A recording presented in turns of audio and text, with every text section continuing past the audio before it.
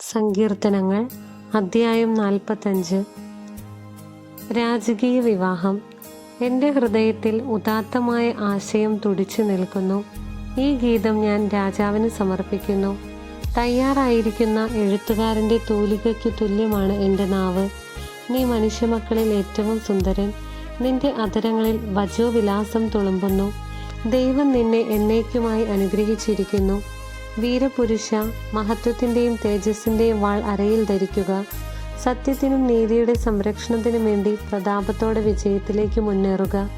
നിന്റെ വലത്തുകൈ ഭീതി വിതയ്ക്കട്ടെ. രാജശത്രുക്കളുടെ ഹൃദയത്തിൽ നിന്റെ കൂരമ്പുകൾ തറച്ചു കയറും. ജനതകൾ നിന്റെ കീഴിൽ അമരും. നിന്റെ ദിവ്യസിംഹാസനം എന്നേക്കും നിലനിൽക്കുന്നു. നിന്റെ ചെങ്കോൽ നീതിയുടെ ചെങ്കോലാണ്. നീ നീതിയെ സ്നേഹിക്കുകയും ദുഷ്ടതയെ വെറുക്കുകയും ചെയ്യുന്നു. ആകയാൽ നിന്റെ ദൈവം നിന്നെ മറ്റുള്ളവരിൽ നിന്ന് ഉയർത്തി ആനന്ദത്തിൻ്റെ തൈലം കൊണ്ട് അഭിഷേകം ചെയ്തു. നിന്റെ അങ്കി നറുംപശയും ചന്ദനവും ലവംഗവും കൊണ്ട് സുരഭിലമായിരിക്കുന്നു. ദന്തനിർമ്മിതമായ കൊട്ടാരങ്ങളിൽ നിന്ന് തന്ത്രീനാദം നിന്നെ ആനന്ദിപ്പിക്കുന്നു. നിന്റെ അന്തഃപുര വനിതകളിൽ രാജകുമാരിമാരുണ്ട്. നിന്റെ വലത്തുവശത്ത് ഓഫീർ സ്വർണമണിഞ്ഞ രാജ്ഞി നിൽക്കുന്നു. മകളെ കേൾക്കുക, ചെവി ചായ്ച്ച് ശ്രദ്ധിക്കുക. നിന്റെ ജനത്തെയും പിതൃഭവനത്തെയും മറക്കുക. അപ്പോൾ രാജാവ് നിന്റെ സൗന്ദര്യത്തിൽ ആകൃഷ്ടനാകും. അവൻ നിന്റെ നാഥനാണ്, അവനെ വണങ്ങുക. ടയർ നിവാസികൾ നിന്റെ പ്രീതി കാംക്ഷിച്ച് ഉപഹാരങ്ങൾ അർപ്പിക്കും. ധനികന്മാർ എല്ലാവിധ സമ്പത്തും കാഴ്ചവെക്കും. രാജകുമാരി സ്വർണ്ണക്കസവുടയാട ചാർത്തി അന്തഃപുരത്തിലിരിക്കുന്നു. വർണ്ണശബളമായ അങ്കി അണിയിച്ച് അവളെ രാജസന്നിധിയിലേക്ക് ആനയിക്കുന്നു. കന്യകമാരായ തോഴിമാർ അവൾക്ക് അകമ്പടി സേവിക്കുന്നു. ആഹ്ലാദഭരിതരായി അവർ രാജകൊട്ടാരത്തിൽ പ്രവേശിക്കുന്നു. നിന്റെ പുത്രന്മാർ പിതാക്കന്മാരുടെ സ്ഥാനത്ത് അവരോധിക്കപ്പെടും. ഭൂമിയിലെങ്ങും നീ അവരെ അധിപതികളായി വാഴിക്കും.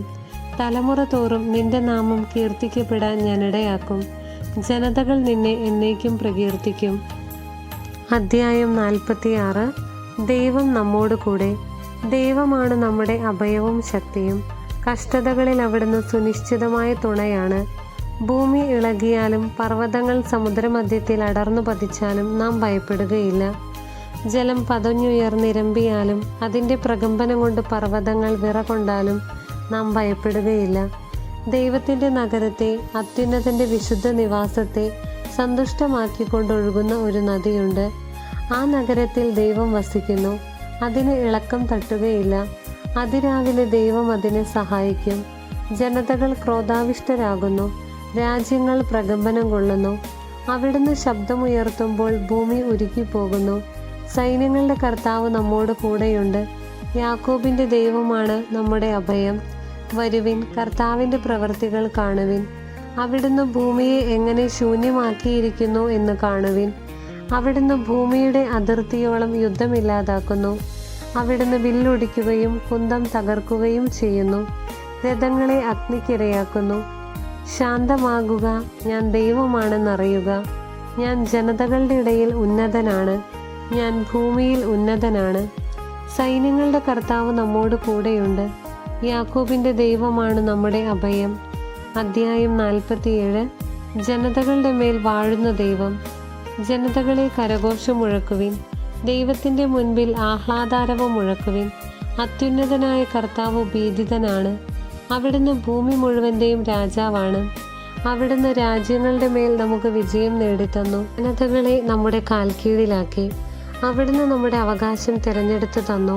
താൻ സ്നേഹിക്കുന്ന യാക്കോബിൻ്റെ അഭിമാനം തന്നെ. ജയഘോഷത്തോടും കാഹളനാദത്തോടും